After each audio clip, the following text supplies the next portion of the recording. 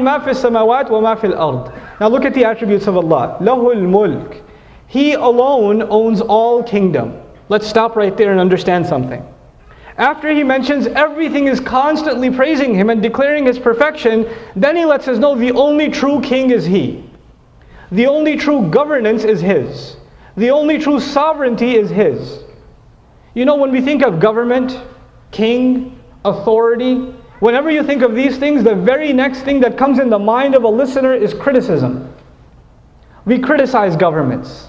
People criticize their kings. People criticize the authority. If there's one party to blame for all of your problems, it must be the party that won the election the last time. That's how it works. The party to blame is the party that's in power. Allah Azza wa Jal declares Himself the owner of all power.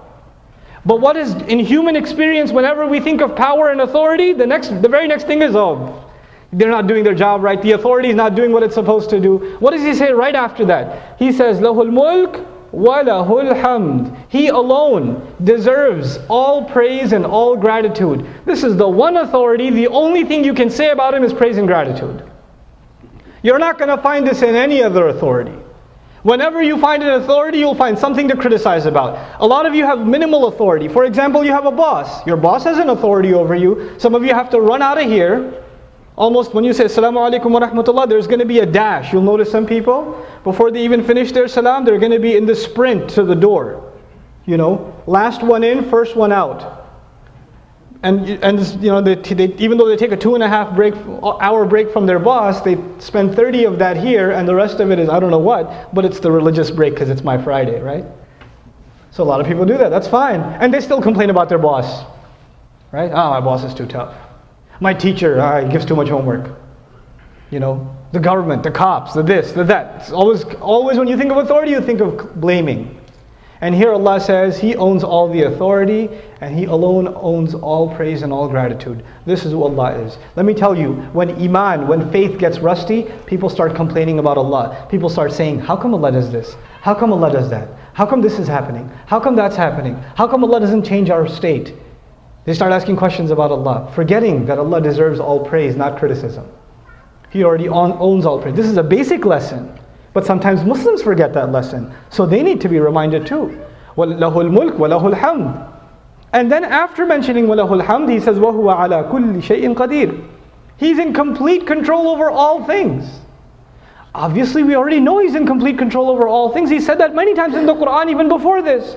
But this is a new lesson, because now Allah is saying, look, I will do what I will. And whatever I do is worthy of praise and gratitude. And by the way, I have the power to do whatever I want.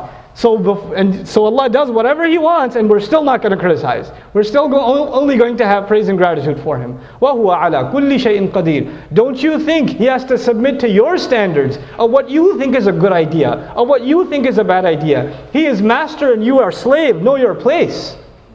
He will make His decisions, whether you get them or not, whether you understand them or not. And whatever decisions He makes are the best decisions. They still deserve praise. This is who Allah is. هُوَ الَّذِي خَلَقَكُمْ. He's the one who created all of you. فَمِنْكُمْ كَافِرٌ وَمِنْكُمْ مُؤْمِنٌ. He created all of you. Out of you there are some who disbelieve. The word kafir in Arabic also means ungrateful. Kafir in Arabic doesn't just mean a disbeliever, it also means someone who is ungrateful. So it's the opposite of iman and kufr, also shukran. Gratitude and kufr are also opposites in the Arabic language. So it is as though Allah is saying He's the one who created you, and there are among you those that are grateful. Grateful for what? For having been created. And on top of that, having been shown the straight way. And then there are those of you that are just disbelievers. They don't believe in what was revealed. And on top of that, they're not even grateful for being created. I've met young people, even Muslims sometimes, and people of other faiths, they say, I didn't ask to be created by God. Why did He create me? I didn't want to be created. I don't owe Him any thanks. So Allah says it flat out, yeah, you'll find idiots like that too.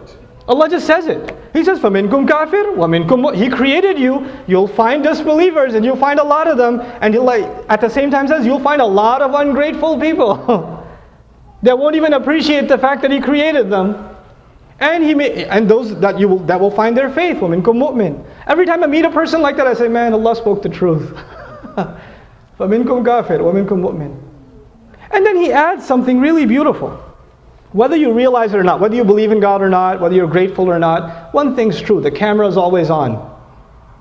The surveillance is always going on. The record is constantly being written. وَاللَّهُ بِمَا تَعْمَلُونَ بَصِيرٌ. And Allah is in full view of what you're up to. You know, ru'ya and basira are two different things in Arabic. Ru'ya, you see something. You saw something. Basira in Arabic is you got a full view of something. You know what's going on in the front, in the back, every side. You got a full view. So everybody can see a building, but maybe somebody can see, oh, I know what kind of foundation they poured. I know what's inside, what kind of construction materials are being used. I know how deep this building goes, how far in it goes. That's basira, full view. Allah doesn't just see one angle of what we do. He sees it from all angles. Why did you do what you did? When did you do it? Why? Who did you do it to? What were your intentions? What was the quality of your work? The inside and the outside of everything we do. We can't present to Allah half-baked excuses. I'm reminded of that in my role as a teacher. One of my jobs is to be a teacher. And it's a lot easier now because I'm teaching adults, but when I used to teach children, it was a lot tougher. Children, kids talking in the back, I say, hey, why are you talking? No, I was just discussing the homework. I wasn't talking, I was just asking a question about the homework. I have no way of knowing. I don't have full view of what just happened. I just got, okay, fine. Or I believe him, I don't have the full picture. I don't have the full event. Allah does. So when someone has the full view, you're not able to make excuses in front of him. The word basir, the benefit of the word in the ayah is, we're now no longer left with excuses. Ungrateful or not, your entire deeds and your entire motives are on record. Wallahu bima ta'maluna basir. خَلَقَ السَّمَاوَاتِ وَالْأَرْضَ بِالْحَقِّ. And he mentions this for those who are not clear in their faith. If you really know who Allah is so far, how He's introduced Himself, He says He created the skies and the earth with a purpose. بِالْحَقِّ. What did He say? What did He create in the previous ayah? He created all of you. When He said He created all of you, He said some of you believe, some of you don't believe. In the next ayah He said He created everything else, and everything else He created has a purpose. What do you think? He created you without a purpose? Did you forget that you have a purpose too? How can you not understand that your life is headed towards a questioning, a reckoning? You need to understand that you and I have a reason for which we are alive. There's a reason for which Allah has given us these few thousand days to live on this earth. These few years that we're going to be on this earth. There's a reason for which Allah put us here. You need to understand your purpose. Everything Allah does is with purpose. So you too. In another place in the Quran He says, أَفَحَسِبْتُمْ أَنَّمَا خَلَقْنَاكُمْ عَبَثًا. Did you assume we created you with no point? Just out of play, I was just bored and I created human beings? No, I made you with a real reason. And by the way, you'll find the most ungrateful people say, yeah, God's just playing games, He just made us, whatever. That's how they'll talk. They'll fulfill Allah's word to the T. This is what they will say and they'll say it. Allah even tells us what's going to come out of their mouth. Back in the Arabian desert and today sitting in a philosophy class in the university. What comes out of their mouth, Allah already knew. What will come out of it is nothing new. And you listen to it, and if you really know your book, then you will know, man, Allah does speak the truth. This guy, by spewing his poison, is fulfilling the word of Allah. SubhanAllah. So, فَمِنْكُمْ كَافِرٌ وَمِنْكُمْ مُؤْمِنٌ هُوَ الَّذِي خَلَقَ السَّمَاوَاتِ وَالْأَرْضَ بِالْحَقِّ وَصَوَّرَكُمْ فَأَحْسَنَ صُوَرَكُمْ. What a beautiful transition. He molded you. Allah says He created the rest of the skies. He could have added, He created you too. But He's already said that before. He changed it. He said, وَصَوَّرَكُمْ. He molded you.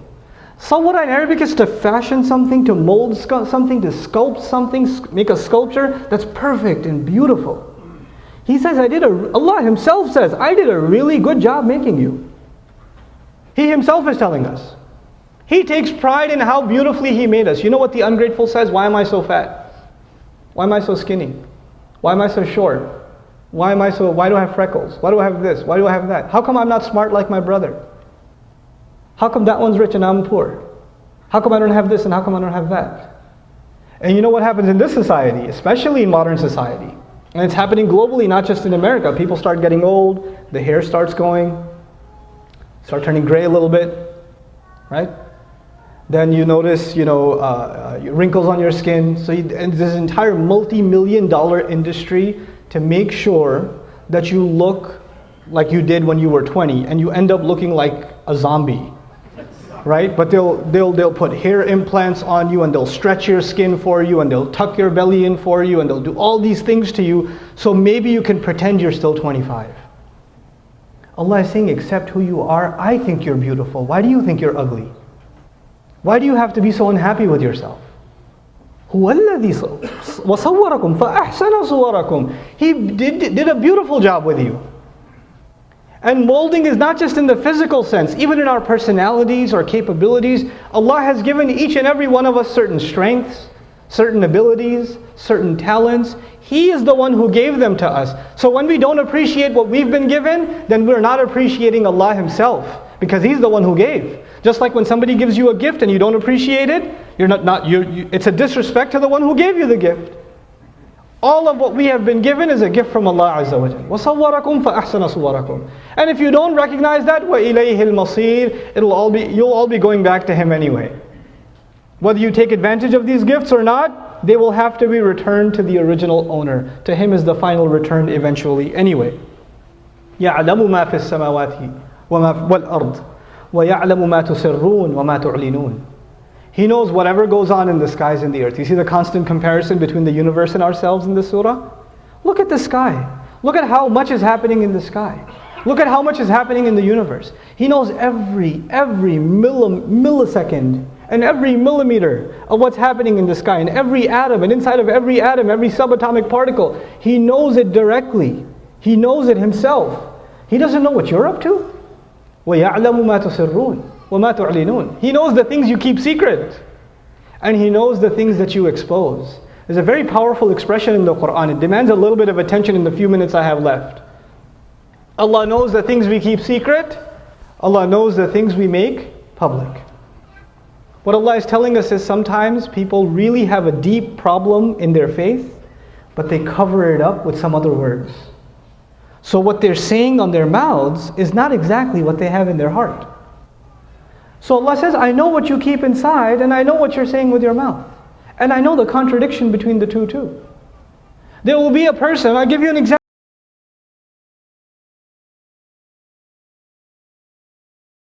And therefore they have these outdated fatwa. And he'll give a whole rant about that, but what's really going on in the inside? I really want to try that drug. I really want to try that. What's so wrong with dating anyway?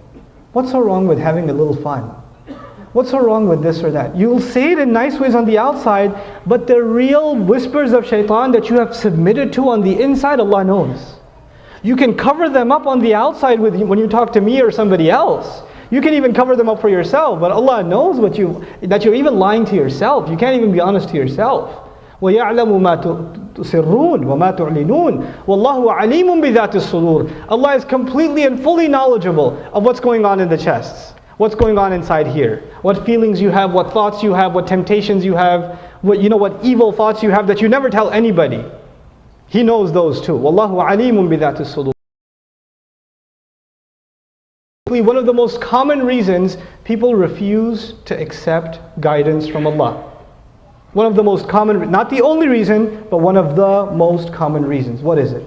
ذَلِكَ بِأَنَّهُ كَانَتْ تَأْتِيهِمْ رُسُلُهُمْ بِالْبَيِّنَاتِ. That is because messengers came to them, and they continuously came to them. They used to come to them with the clearest arguments, the clearest proofs. فَقَالُوا أَبَشَرٌ يَهْدُونَنَا. And they would say in response, flesh and bone, this human being, this guy looks like us, he's going to guide us? You want me to listen to him? Have you looked at him? Have you looked at his house? Do you look who he hangs out with, all these poor people that have become Muslim with him? Do you know who you're talking to? You want me to become a believer because of this guy? This is how they would talk about prophets.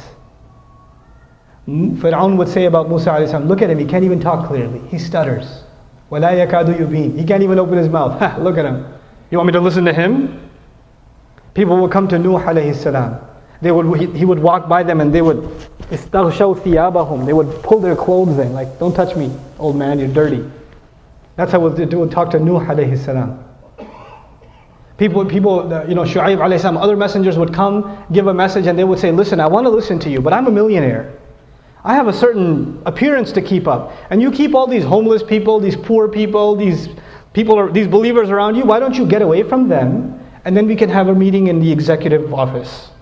Because I don't want to see this riffraff near me. I don't want to be seen with this low class, this scum of society. I don't want to be seen with them. Get rid of them and maybe I'll listen to you. The criticism was always the same. Another human being's going to guide me? He's just like us. What do they say about Jesus, about Isa alayhi salam? Yamshi fil aswaq. What is this messenger? And they said about the messenger too, sallallahu alaihi wasallam, about Prophet Muhammad sallallahu alaihi wasallam. Well, look at his message. You think he's a messenger? He goes shopping. He walks around like everybody else does. He eats food too. I saw him having lunch the other day. How can he be a messenger? That was the argument. In other words, and this is what I'm tying it up with, one of the most common reasons people refuse to accept guidance because they don't see that they're submitting to God. They say, why is there a messenger in between?